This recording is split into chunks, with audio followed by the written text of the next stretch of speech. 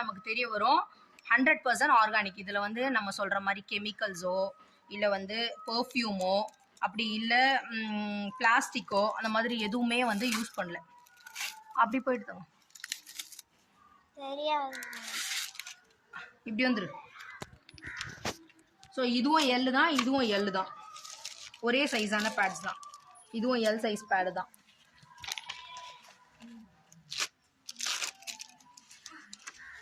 இதை தொட்டு பாருங்க யாராவது இன்னும் யூஸ் பண்ணலை. இதை தொட்டு பாருங்க, அவங்களே இதையும் தொட்டு பாருங்க. இதுக்கும் அதுக்கும் எப்படி இருக்கு? சாஃப்ட். இது எப்படி ஃபீல் பண்ணுது? இதை தொடும்போது ஹார்டாக ஃபீல் ஆகும். ப்ளஸ் அது வந்து பாலியஸ்டர் மாதிரி, ஒரு பாலிஸ்டர் துணிலாம் நம்ம போடுவோம் இல்லையா, அந்த மாதிரியான ஒரு ஃபீல், ஒரு ரப்பர் மாதிரியான ஃபீல் வந்து இதில் இருக்கும்.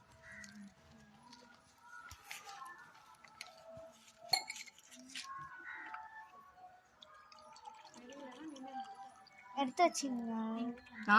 எடுத்துக்கணுமா? இங்கு வேற ஒன்றும் இல்லை. இது வந்து 50 ml சிரஞ்சி, இது 60 ml. நான் 50 ml எடுத்து உங்களுக்கு வந்து வாட்டர் அப்ளை பண்ணி காட்டுறேன். ஜஸ்ட் வாட்டர் தான், இதில் வேற ஒன்றும் இல்லை. 50 ml எடுத்திருக்கேன் நான். ஃபஸ்ட்டு இது லீடிங் பிராண்ட், இதில் நம்ம யூஸ் பண்ணி பார்ப்போம்.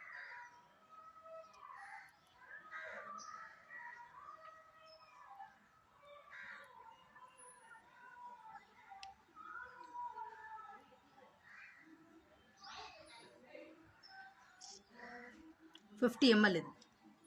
அடுத்து அதே 50 ml நம்ம சொல்கிற பேட்லையும் யூஸ் பண்ணி பார்ப்போம்.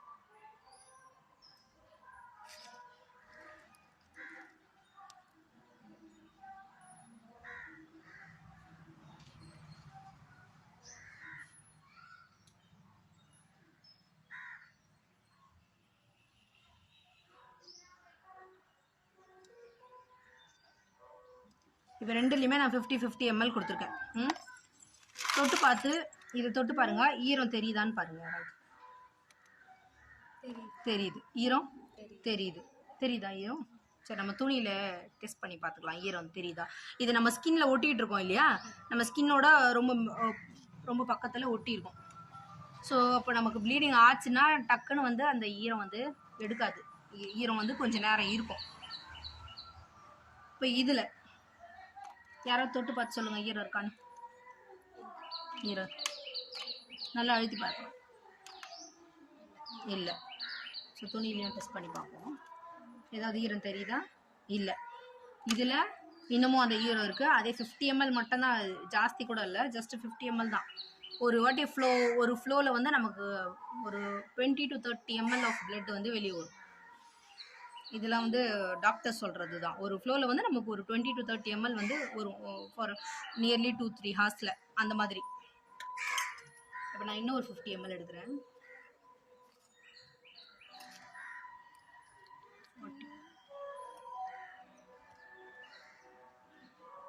50 ml.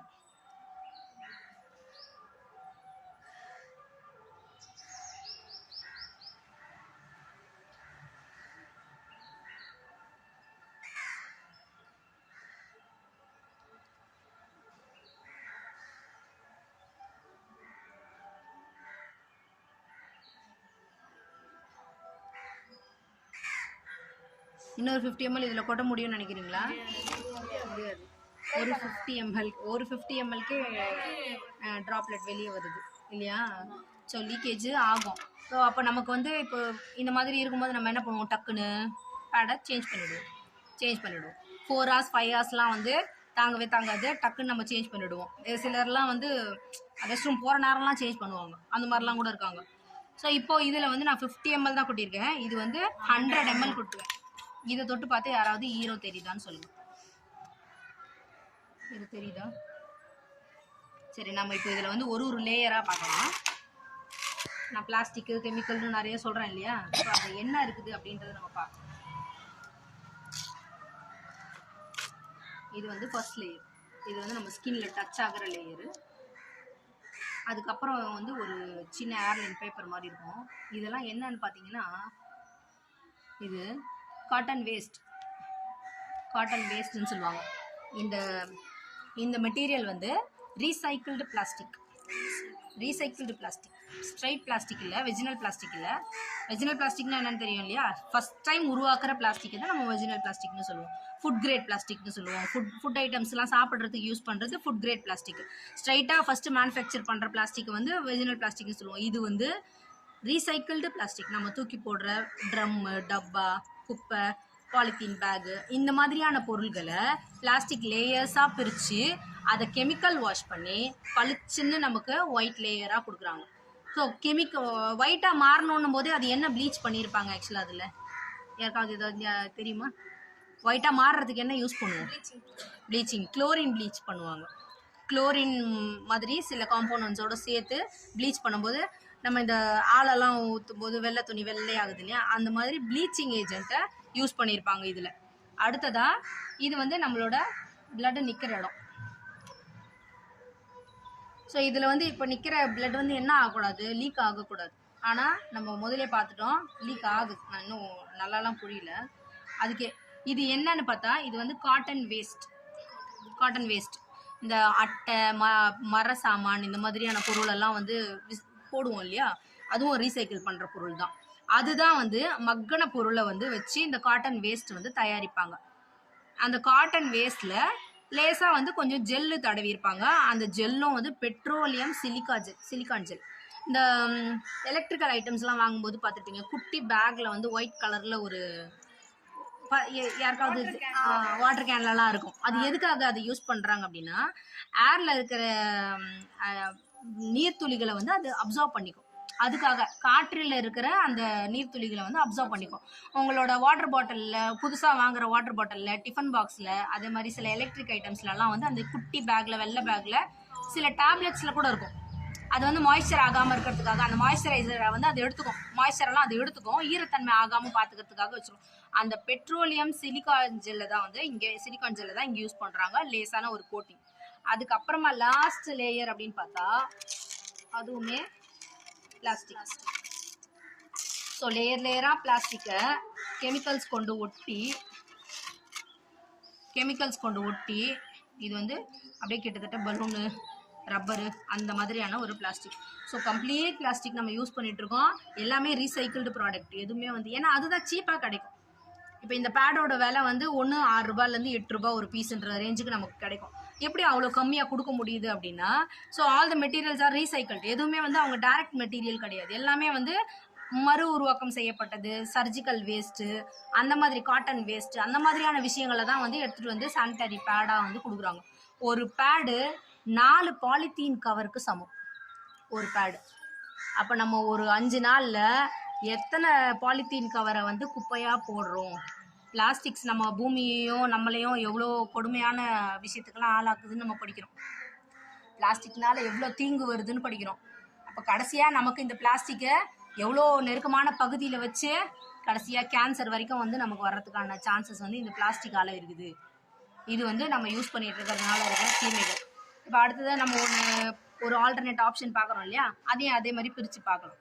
இப்போ இதில் எப்படி இருக்குன்னு இப்போ மேலே தொட்டு பாருங்கள், ஏதாவது ஈரம் தெரியுதான்னு யாருக்காவது?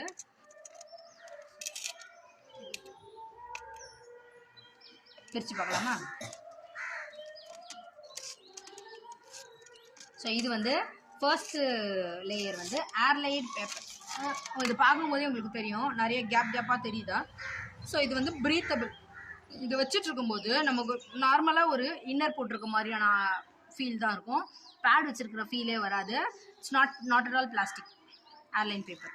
அடுத்தது இந்த ஸ்ட்ரிப்பு, இதை பற்றி நான் லாஸ்ட்டில் சொல்கிறேன். அதுக்கப்புறமா இந்த சைடு விங்ஸு, இது எல்லாத்துலேயுமே இருக்குது. இது எதுக்காக அப்படின்னாக்கா நம்மளோட பேடு நகர்ந்துடாமல் இருக்கிறதுக்காக, சைடு லீக்கேஜ்லாம் ஆகாமல் இருக்கிறதுக்காக இந்த சைடு விங்ஸ் கொடுத்துருப்பாங்க. இந்த விங்ஸில் இந்த லாஸ்ட்டில் இந்த லேயரில் இருக்கிற கம் இருக்கு இல்லையா, அது கூட வந்து ஆர்கானிக் தான். நம்மளோட மரத்தோட பிசினு, பழங்களோட எக்ஸ்ட்ராக்ட், அதை வச்சு தயாரிக்கிற இயற்கையான கம்மு. எதுவுமே வந்து கெமிக்கல்லாம் கிடையாது. இதை நீங்கள் ஸ்மெல் பண்ணி பார்த்தீங்கன்னா உங்களுக்கு எந்த ஸ்மெல்லுமே வராது.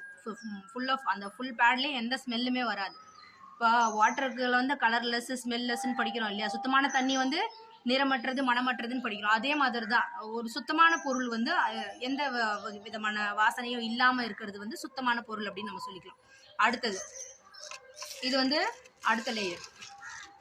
சரி, இதுவும் ஒரு கவர்டு பேப்பர் மாதிரி இருக்கும். இது கிட்டத்தட்ட ஒரு கர்ச்சீஃப் மாதிரி இருக்கும் நீங்கள் பார்த்தீங்கன்னா. இது வந்து சர்ஜிக்கல் காட்டன். இது இப்போ நம்ம மெடிக்கல் ஃபீல்ட்லலாம் யூஸ் பண்ணுவோம் சர்ஜிக்கல் காட்டன். இதை வந்து இப்போ நீங்கள் ஒரு கொதிக்கிற தண்ணி எடுத்து அந்த தண்ணியில் இந்த பேப்பரை வந்து போட்டிங்கன்னா இது அப்படியே இருக்கும் கர்ச்சீஃப் மாதிரி அப்படியே இருக்கும். வேற ஒன்றுமே ஆகாது, ஸ்மஜ் ஆகாது, அப்படியே தண்ணியிலலாம் கலந்து போகாது. அதுவே இந்த லேயர் எடுத்து தண்ணியில் போட்டிங்கன்னா, கொதிக்கிற தண்ணியில் போட்டிங்கன்னா அப்படியே கொதிச்சு அந்த தண்ணியோடு கலந்து மொத்தமும் ஒன்றாயிடும். ஸோ அதுலேருந்தே நீங்கள் தெரிஞ்சுக்கலாம் இது ரீசைக்கிள்டு அப்படின்னு. ரீசைக்கிள்னா அது கொஞ்சம் கொஞ்சமாக என்ன ஆயிருக்கும், ஆல்ரெடி மக்கி போயிருக்கும், அதை நம்ம திரும்ப திரும்ப யூஸ் பண்ணுவோம். ரீசைக்கிள்னாலே மறுசுழற்சி பண்ணுறதுன்னு தான் அர்த்தம். ஸோ இது வந்து கிட்டத்தட்ட கர்ச்சீஃப் மாதிரி. அதுக்கு நடுவில் இன்னொரு லேயர் பேப்பரும் இருக்கும், நம்மளோட ப்ளீடிங்கை தாங்குற இடம் இது. ஸோ இது 100% வந்து பிளாஸ்டிக் ஃப்ரீ. அடுத்தது அங்கே ஒரு இடம் பார்த்தோம் இல்லையா ப்ளீடிங் நிற்கிறது, அதே மாதிரி இங்கே வந்து நம்மளோட ப்ளீடிங் நிற்குது. இது என்னன்னு பார்த்தாக்கா இது வேற ஒன்றுமே இல்லை, ஆலோவேரா ஜெல். நம்மளோட சோற்று கத்தாழை இருக்கு இல்லையா, கத்தாழை செடி பார்த்துருக்கீங்களா, அந்த கத்தாழையோட ஜெல்லுலேருந்து ப்ராசஸ் பண்ணி தான் இதை தயாரிக்கிறாங்க. இதுலேருந்து கொஞ்சம் கூட உங்களால் தண்ணி எடுக்கவே முடியாது. யாராவது ஒருத்தர்கிட்ட வாங்கலாம், 2 கை இதை புழிஞ்சு ஒரே ஒரு சொட்டு தண்ணியாவது வர வச்சிருக்கோம் பார்ப்போம். வருதா? வரல. ஸோ விச் மீன்ஸ் உங்களோட ப்ளீடிங் வந்து வெளியே வராது. நம்ம வெயிட்டாக இருப்போம், நம்ம பேட் மேலே தான் நம்ம உட்காந்துருப்போம், நம்மளோட பேண்ட்டி மேலே நம்ம உட்காந்துருப்போம். அந்த வெயிட்டுக்காக வந்து ஸ்மஜ் ஆகி ப்ளீடிங் வந்து சைடில் லீக்கேஜ்லாம் ஆகாது. ஃபார் அ ஹோல் டே நீங்கள் வந்து ஒரு பேட் வச்சுட்டு ஈஸியாக கம்ஃபர்டபுளாக கடந்து போயிடலாம். அடுத்தது லாஸ்ட் லேயர். இதில் 9 லேயர் இருக்குது. நம்ம தண்ணி கொட்டிட்டதுனால 9 லேயராக பிரித்து காட்ட முடியல, மொத்தமாக 9 லேயர்ஸ் இருக்குது. இது லாஸ்ட் லேயரும் நம்ம அதில் பார்த்த மாதிரி தான் நல்லா காற்றோட்டமாக இருக்கும். பிளாஸ்டிக்லாம் கிடையாது, 100% வந்து ப்ரீத்தபிள் பேப்பர் தான். இது கூட பிளாஸ்டிக்லாம் எதுவுமே கிடையாது. ஸோ இவ்வளோ பிரச்சனை இருக்கிற இந்த பேடை யூஸ் பண்ணி நம்ம உடம்புக்கு இப்போவே இப்போ ஒரு 4-5 இயர்ஸாக நீங்களாம் யூஸ் பண்ணியிருப்பீங்க, ஒரு 2-3 இயர்ஸாக யூஸ் பண்ணிட்டு இருப்பீங்க. இப்போ இதுக்கப்புறமா நம்மளோட லைஃப்பை வந்து சேஞ்ச் பண்ணிக்கணும், இல்லை நமக்கு வந்து உடம்புக்கு எந்த ஹெல்த் இஷ்யூஸும் வரக்கூடாது அப்படின்னு நினைக்கிறவங்க ஒரு ஆர்கானிக் ஆப்ஷனுக்கு மாறிக்கலாம். இது வந்து இப்போ நம்ம ஊர்லேயே அவைலபிளாக இருக்குது. நாங்கள் வந்து எல்லாருக்கும் கொடுக்குறோம், எங்ககிட்ட இருக்குது. யாராவது தேவை அப்படின்னு நினைக்கிறவங்க வந்து எங்களை காண்டாக்ட் பண்ணலாம்.